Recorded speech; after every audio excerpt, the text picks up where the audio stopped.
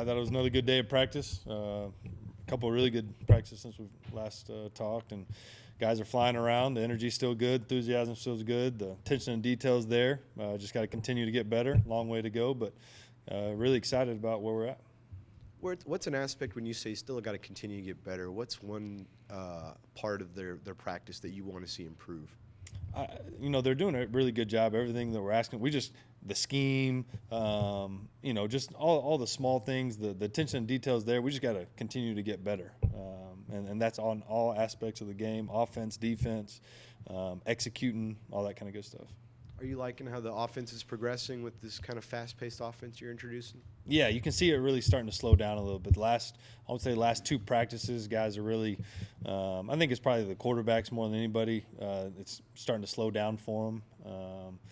The defense presents a lot of challenges as well. I mean, Coach Patke and those guys do a really good job of giving unique looks and disguising, and so we've been practicing against each other for a little bit. So things are starting to slow down. We're kind of getting used to what the defense is doing, and so those guys have been executing a lot better the last couple of days. With this kind of being week 4 of spring practice, what are some, offensive units that you starting to see take another step forward in their progression? Probably the quarterbacks. They started off the first 2 days really good because we'd practiced install 1, install 2 so many times before the actual practice start with the walkthroughs and the meeting times and all that. And then you saw installs 3, 4, and 5, and those couple of practices in between probably kind of dipped down a little bit, but that's natural. That's what's going to happen. And then you see the last couple of days where we went back to install 1 and kind of just dressed it up a little bit, and so you can kind of see, like I said, things starting to slow down for those guys and being able to execute and kind of get some familiarity with the receivers and the running backs and the O-line, and so it's been really good to see, and the defense continues to be really good and fly around, and they have some, defense has some really good players too. Speaking on the defense, when you have such a high-tempo, high-paced offense, how on the defense do you kind of adjust for that? Yeah, I think on game day it's easier for those guys because we do go so fast, and it forces those guys to communicate at a really high level, and because one bust, when that happens, one miscommunication on the back end can be 6 points really quick. So I think those guys have done a really good job, and I think the defense, most of those guys were with us last year, so they know too. So they put a extra emphasis on the communication part of it.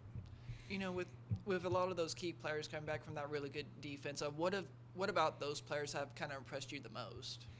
Yeah, I think they've all done really well, and for me it was kind of a blank slate when we got in here. Everyone had equal opportunities, so whether you played last year or didn't play last year, it didn't really matter to us. We just go out there and see who fits our scheme, see who's been playing well, and go from there. We saw last week that Silas Robinson's in the transfer portal. How important is locking down the center position? We saw Jaden Smith getting in there and Austin Markowicz. Is it a position of need for you now, or are you feeling pretty comfortable with what you got? Yeah, definitely a position of need. I'm not sure we can comment on guys that aren't here, but definitely a position of need and something we'll probably address when that portal window opens up. Speaking of the portal, you brought in a couple other guys since we last talked to you that they've officially signed, I'm sure. Rorie and Beau Corrales. Yeah. What can you tell us about those two guys? Specifically Rorie, I got to talk to him at Junior Day the other day. What do they bring to this team? Yeah, I think Christian, a lot of length, size. He's 6'5", 6'6", has experience in a really good league. When he's been healthy, he's played at a very high level. Smart player, coming from Duke, and he wants to be get his MBA here, and so that was important to us. And then Beau, once again, production. That's something that we'll be looking for is the production part of it. Like, he's played at a very high level. He's made plays in big games. He's another local guy. The Take Back Texas is the theme we're going for there as far as Beau. And when we brought him in on his visit, just really fell in love with him and his family and kind of everything he stood for. And he's got a chance to come in here and compete for a starting job and come in here and be a guy that can hopefully produce at a high level as well. Are you still working the transfer portal, bringing guys in? I know center you said might be on the table, but you still working other angles? Oh yeah. We'll be continuing. Like I said, it's a fluid situation, and the guys we have right now at center are doing a really good job. But I'm always going to look to upgrade our roster. That's my job. I got to continue to do that. Whether we bring someone in that can beat them out, I don't know, but we got to continue to fill those holes and fill those needs, and put the best roster together as possible. That's my job, and I'm going to continue to do that and work tirelessly to do it. Because of kind of how fluid the transfer portal is, does it make your job more difficult, and if it does, like, how do you try to adjust? Because transfers with players being able to transfer kind of at any time these days. Yeah, it's just part of it now. I can't control that. I just know the rules and play by the rules and go out there and do my best to help this team, and because I owe it to the players on the team, I owe it to the coaches, the coaches' wives, Don, the administration, the fan base, to do everything I can to build the best roster possible. So that's what I'm trying to continue to do. We're talking to Coach Patke next. What is it about y'all's relationship? He came over from Miami over to UIW, came and go over to San Marcos with you. What's it about y'all's relationship? Yeah, I didn't know Coach Patke very well before he got to UIW.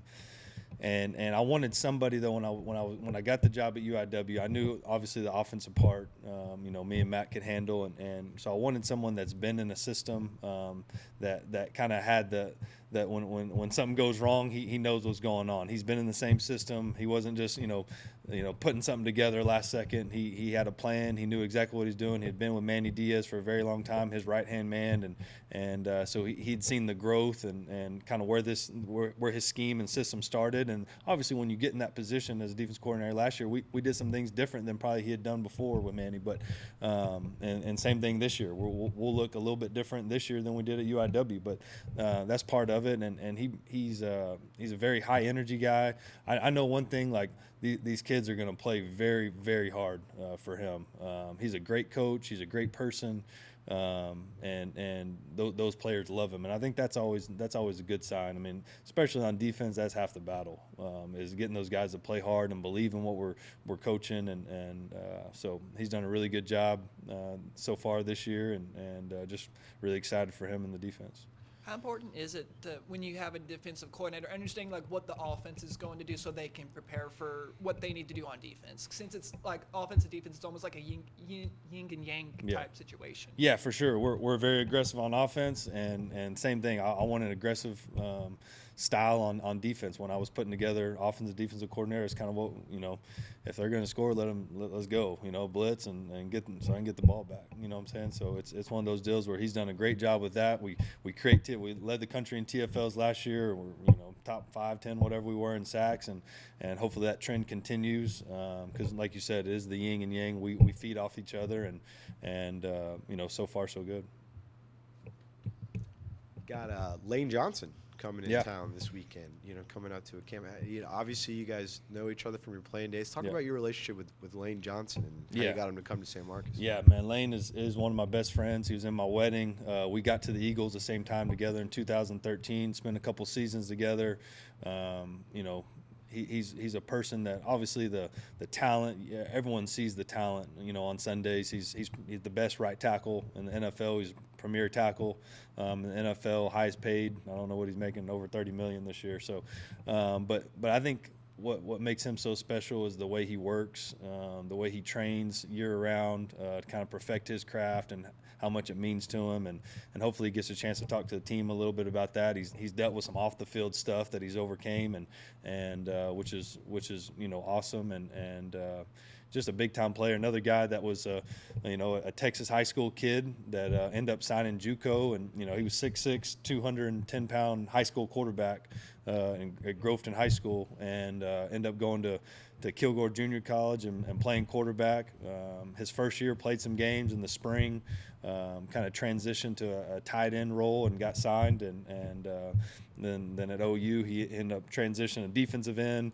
Then eventually transitioned to offensive tackle, and then was a 4th overall pick in 2012 draft or 13 draft. So, he's a big-time player. I appreciate him coming out here, and he's going to have a lot of great things to share with the coaches, and we're going to talk about recruiting, kind of his recruiting process, and kind of how he goes about his everyday life.